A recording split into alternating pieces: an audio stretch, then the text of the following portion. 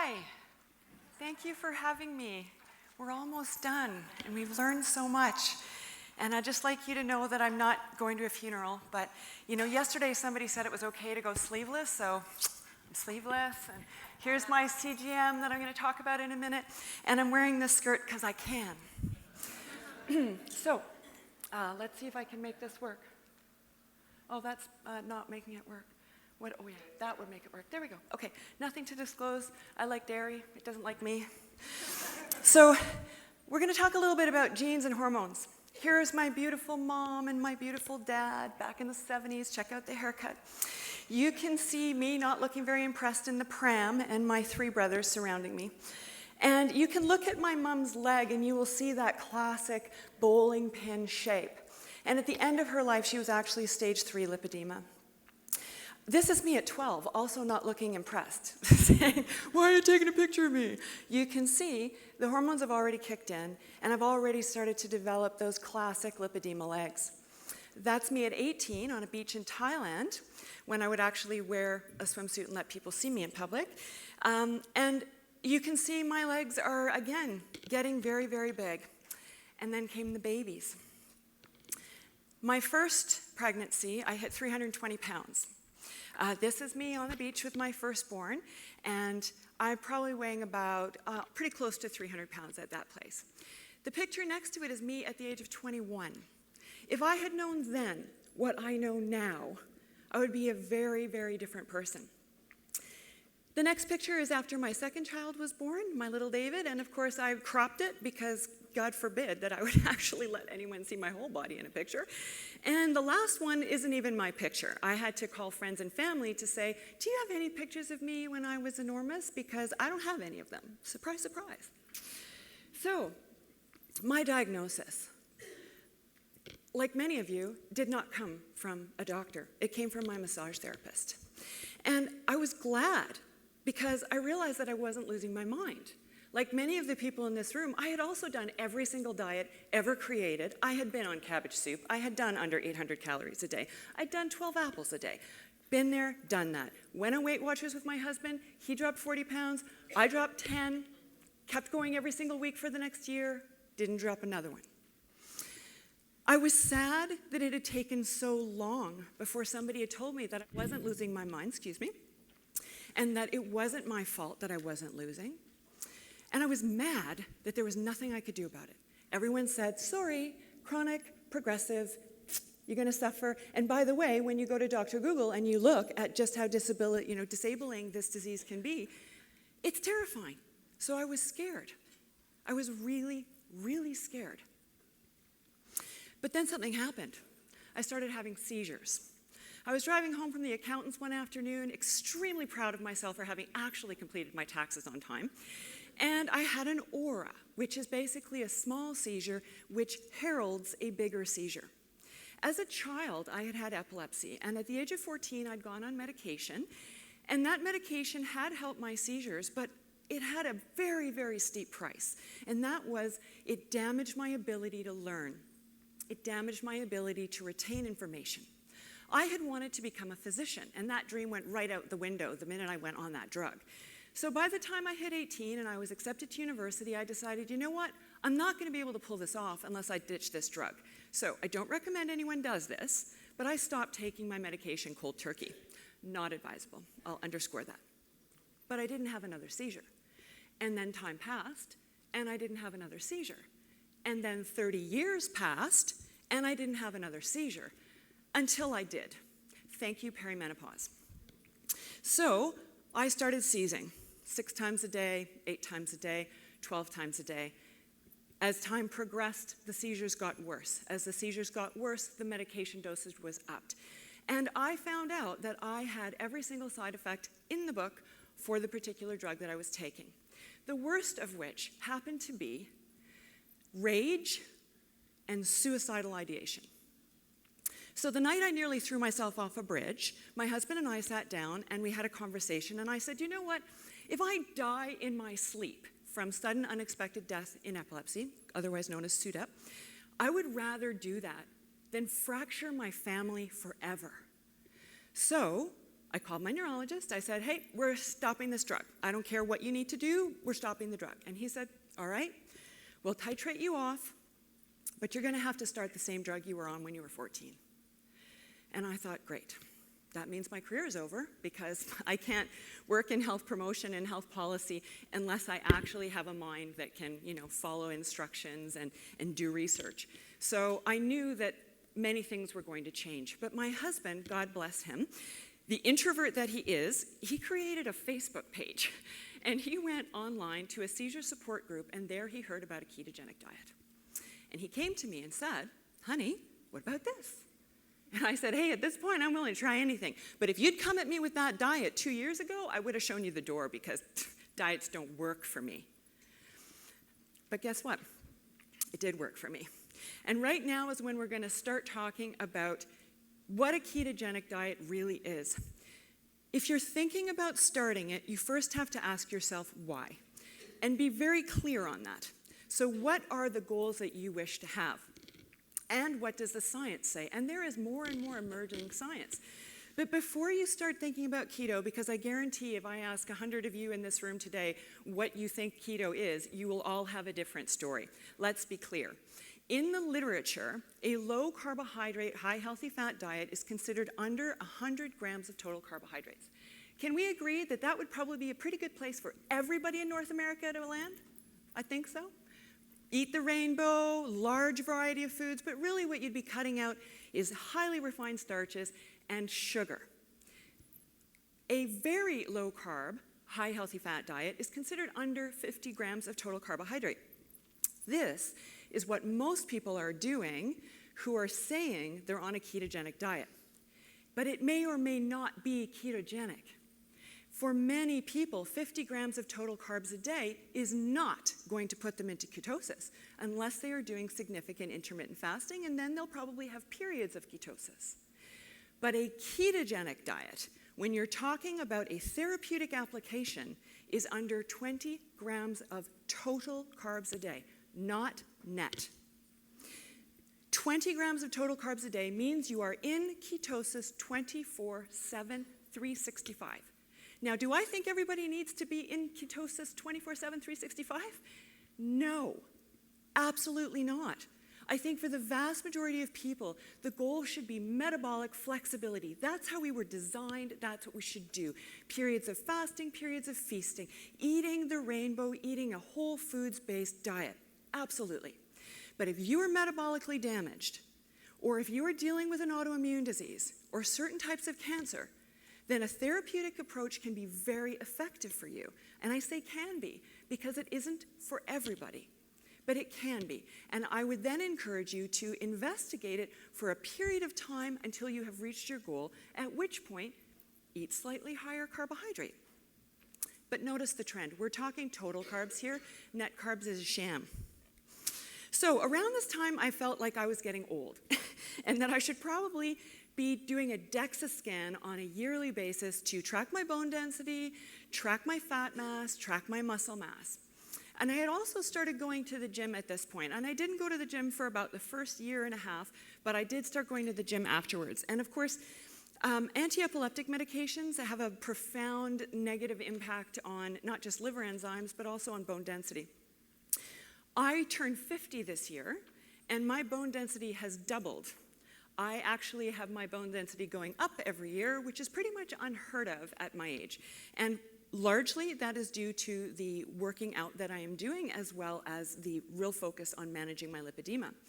So in the first year, I lost 50 pounds. The second, I lost 30 pounds. The third, I lost 20 pounds. The fourth, I lost 6 pounds. Unfortunately, it really slows down. But I gained as well. I gained 8 pounds in the first year of muscle. I gained 6 pounds of muscle in the second year, 6 pounds of muscle in the third year, and 12 pounds of muscle in the last year.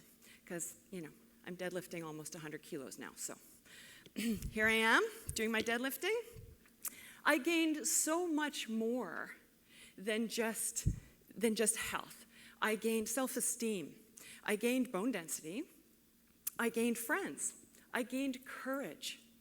And I lost so much more than just weight. I lost pain, I lost inflammation, and I lost pills.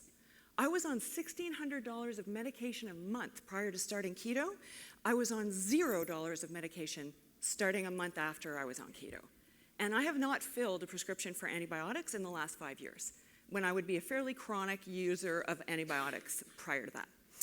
And I discovered that I loved lifting weights. So when I was traveling, this is a funny story, I'm going to take a second to tell you. I was traveling down to Austin for a conference, and I knew I wanted to go to the gym. I was in my zone, Max Week was coming up, I didn't want to miss a week.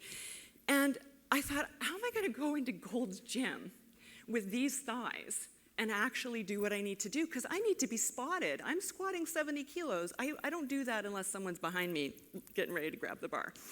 So I looked up Danny Vega and Robert Sykes, two big names in the sort of keto athletic world who were coming to this conference, and I said, hey guys, will you come with me?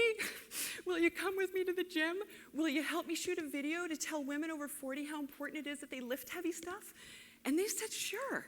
And at the end of that day, I said, okay, let's show everyone our abs, because I have them, but you can't see them. And Danny says to me, but I haven't shaved. And Robert says to me, but I'm not cutting. And I'm like, seriously? I've had 3 babies and I have stretch marks from here to here. But the point is that all of us feel self-conscious. Even with abs like that, they feel self-conscious. Then I had a DEXA disaster. I got lazy. I started thinking, you know what, I've got this keto thing dialed in. I'm looking good, I'm feeling good, my health is on track, my brain is on track. So I stopped eating as much fat. And most people would probably say, oh, that's probably a good thing, because, you know, keto's got way too much fat, doesn't it? Well, if you're a woman over 40, and if you have lipedema, the fat is important. And I dropped my fat down to about 90 grams a day from the range of 130, 150 grams a day. I baked more, and I cooked less. I hit my macros every day. I was in ketosis every day. I do a blood stick every single day. But I gained fat. I was actually getting ready to do a little experiment, and I needed a baseline DEXA in the middle of the year, and I was shocked when I went in and had it and found I'd gained 6 pounds of fat and lost 6 pounds of muscle. That was very distressing to me. So I got myself together, I got back on track, everything was good, feeling better. But my message is, if you ate like the first slide there to get sick, what makes you think you can eat like the second slide and be healthy? These days, there's a lot of stuff in the internet about keto, and you can buy all these keto products, and there's so many things that have the word keto on the front of it. If you're buying it on Amazon, chances are it's not real food. Don't buy it. And if it looks like bread and smells like bread and tastes like bread, guess what? It's bread. So you really have to be clear about what your goals are. And this is why I asked that question at the beginning. If you need this for a therapeutic reason, absolutely. And I'm not going to stand here in front of you and tell you that I made this without cheesecake, because I didn't. I have cheesecake. I could not have done what I did without cheesecake. I love cheesecake. But it was keto cheesecake, and it was not every day. And when you think about only for special occasions, great. Is that your birthday or everybody you know's birthday? Because that'll make a difference. So when I was at Low Carb USA last year, I was talking to my buddy, Dave Feldman, and he and I go back to before he was a name. And I was telling him, look, man, I think I got to do this whole carnivore thing. Everybody's talking about it, and I think I really have to drive my insulin lower than it's ever gone before, because I'm very insulin sensitive, as many of us with lipedema are. Very insulin sensitive. Not insulin sensitive enough to mobilize this. So I decided that I was going to aim for under 5 grams of total carbohydrates a day, because there are carbs in everything. There are carbs in eggs, there's carbs in spinach. So throughout this experiment, I did about 1,300 calories a day. And normally my diet is between 1,500 calories. Sometimes I'll get right up to 2,000, especially if I'm in a big, a lot of time at the gym. But most of the time for this 30 days, I was at about 1,300 calories. I was very time restricted in my eating. I tend to intermittently fast anyway, but in this particular experiment, I had 20 hours fasting, 4-hour eating window. Average of about 5 grams of carbohydrates a day, about 65 grams of protein, and about 112 to 130 grams of fat. And I had really great results. So I had to translate this into milligrams per deciliter for you guys, because I'm a Canadian, and so I do everything in millimolars. So there's my glucometer reading. That's what I have plugged in here. Thank you. So very, very low. I have a very boring, flat line. It's very little. The only time it would bump up actually was after exercise, which is as it should do. You can see my insulin also extremely low. That's about 14, but I actually got it down to 9. I just got a call from my doctor. She said, "Are you sure you're okay?" I said, "Yeah, doing good. Everything's fine." And I plugged in my blood sugar and my ketone reading every single day to get what's called a glucose ketone index. And you guys can look that up. But it's a very great tool to sort of know if you're doing well. And for me, I got my GKI to be under 1 for the vast majority of that 30 days, and there's my ketones. You can see they're very high. The highest they got was 6.1, which is highly therapeutic, and not required for most people, I might add. And I had great outcomes. I lost 10 pounds. I lost 1.7% body fat. I did an in-body bioimpedance scan every single week. I did calipers, and I did measure tape. I lost 7 centimeters from my waist, 5 centimeters from my hips, 5 centimeters from the top of my thigh, 4 from the middle of my thigh, and 3 from just above my knee. And I lost 6.9 pounds of body fat, which was fantastic. And you can see I lost from my legs. And that was what I was really trying to target. And just so you can see under this tight dress, I do have lippy legs. These are my legs. I have to underscore that bioindividuality is critical when you're talking about nourishing your cells. Your environment impacts how your genes express, hormones, thyroid, mental illness, all of it counts. We will all respond differently, and you may really need to biohack. And you know, the previous speakers have really spoken to that. Some people do very, very well on a carnivore diet, and I'm not suggesting that anyone does that for the rest of their lives. But if you're eating nose to tail, and you're doing it as a therapeutic application to drive your inflammation extremely low, it can be very, very helpful. And some people are sensitive to some plants. So the CGM might be something you want to look into too. It is the best biohacking tool available. I think everyone should have one. I think it should be available on insurance for everyone, because it's a great way of testing your food sensitivities too. If you're seeing big blood sugar spikes after your meals, then you definitely need to consider what's in your meals. So, in summary, if you want total results, you need to look at total carbs. 20 is an upper limit. And if you're not seeing results, try lowering it. Stop asking, is it keto? And start asking, is it real food? And then ask, is it good for me? Because if you're allergic to avocados, then avocados aren't good for you. If you can't hunt it, fish it, or grow it, then don't eat it. Here's my contact information. I'm very happy to speak with any of you if you have any questions at all. And thank you so much for having me here today. I've really enjoyed it.